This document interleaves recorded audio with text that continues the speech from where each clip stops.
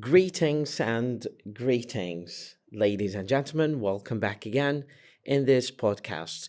I sometimes have a question, or I am questioning myself sometimes to call it a podcast just because this expression has been commercialized in a very excessive way that most of the videos and most of YouTubers nowadays use the word podcast to refer to something that is relevant to a relatively longer video chat about a particular topic, whether they address something that is relevant to sports or world news or some self development recommendations, or talking or addressing some advances that people achieve in terms of their entrepreneurship or career, or one of the novelties of technology that we commonly see in news. And I just want to swing by, as we say in English, to swing by is to visit quickly or to just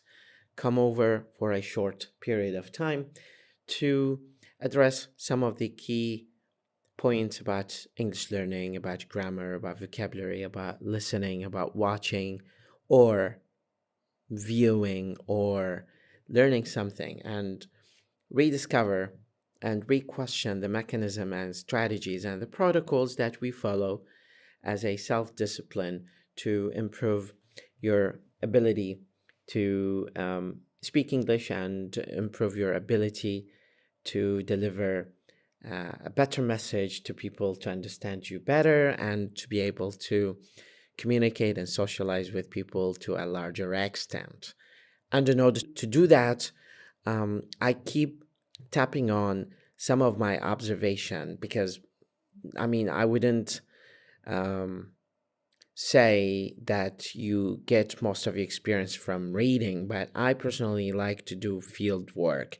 And most of my observations come from field work, working with students and learners and trying to discover and rediscover their ways and paths with learning language and how they improve themselves to a larger extent, and building on that, trying to develop a hierarchy where they can improve certain aspects of their learning and become much better English learners, because these kind of replicable models can be generalized and overgeneralized to a larger extent on a bigger community of learners of English. So in order to achieve that, I jot down a few comments and a few notes about things that learners often struggle with.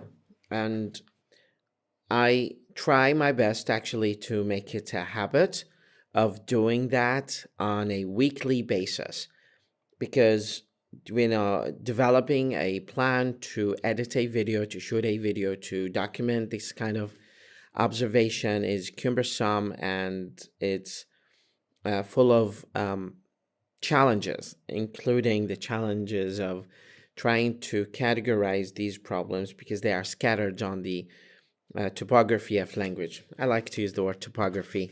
I don't know if you're going to notice this, but these are some of the comment notes. I don't know if the autofocus of the camera is going to get it right and to nail it, but these are some of the common notes that I take about my students and how they learn English and how they improve their learning practices of this beautiful language over the training course that I provide them. So yesterday I had a student and we were talking for an hour and a half to almost 2 hours, an hour and 40-ish minutes. And during this conversation, I try to emphasize minimally the issues of grammar, because that is going to give her less restriction when she speaks. So she's going to be less conscious about her grammar issues. I would say grammar shaming. We do have some body shaming issues nowadays. It's a popular expression.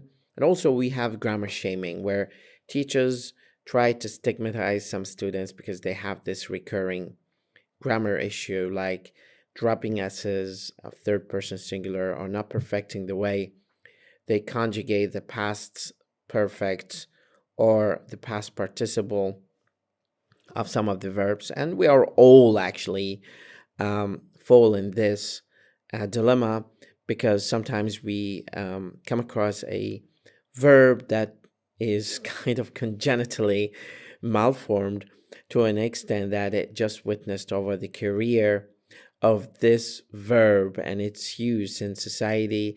It just witnessed so many transformations to its derivation or inflection that it just makes it really impossible to decide the ultimate form of it in the past participle or present perfect. So, what I want to say in this podcast, or in this short, well, I don't think it's short, it's going to be like 6 or 7 minutes video, is the fact that there are pretty much recurring issues when it comes to grammar. Any beginner of language can focus on them and just marginalize other aspects. Perfecting them is going to give you an upper hand in language learning process. And one of them is the word choice. Now, word choice in English is really problematic, because whatever you translate subconsciously or deep in your brain from Arabic to English might not apply to how it should look like or how it looks like in English.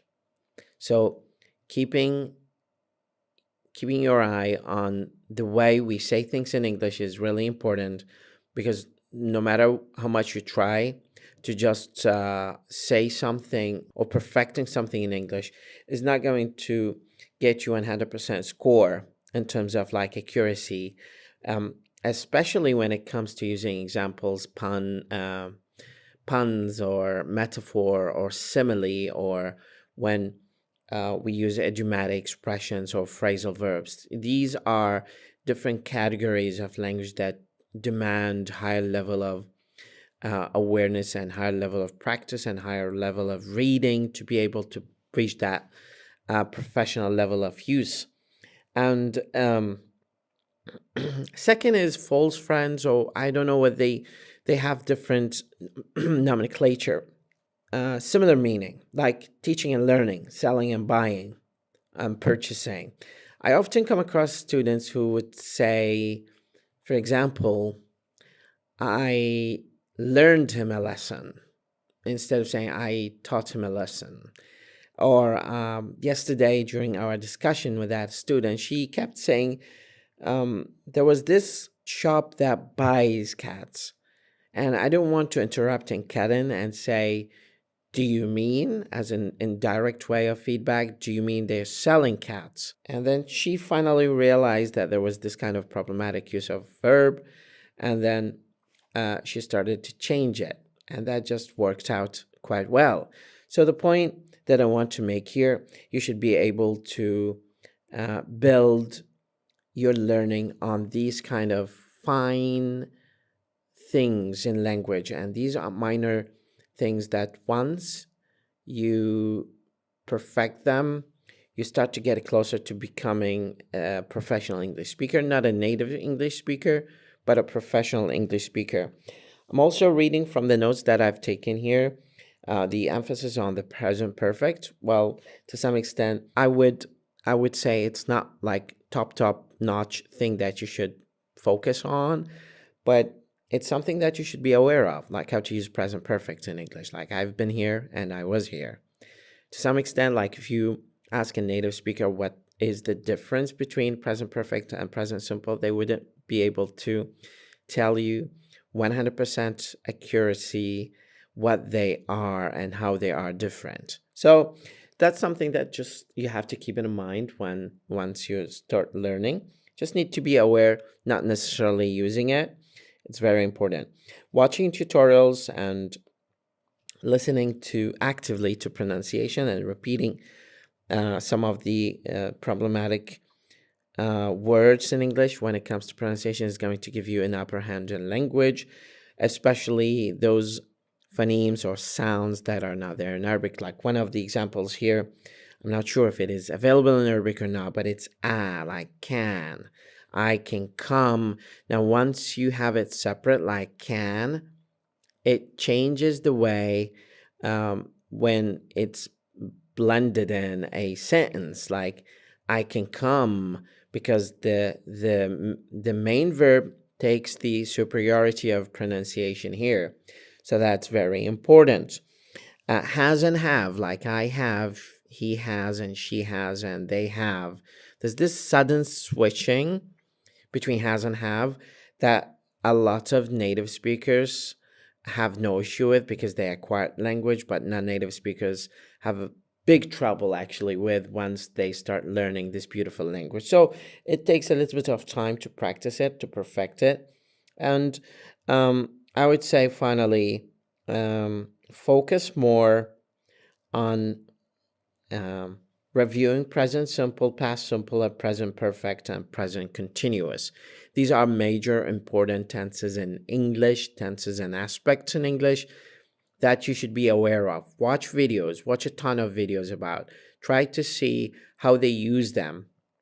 Watch videos on YouTube and try to see how they use these kind of sentences and blending this kind of tense differences, present perfect and present simple, and present continuous and past continuous. They are very important for you to be able to become a better English learner.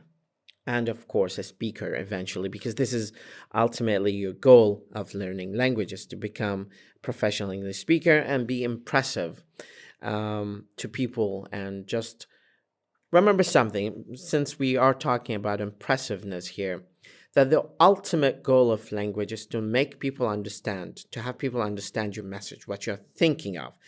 The words are slaves to thoughts.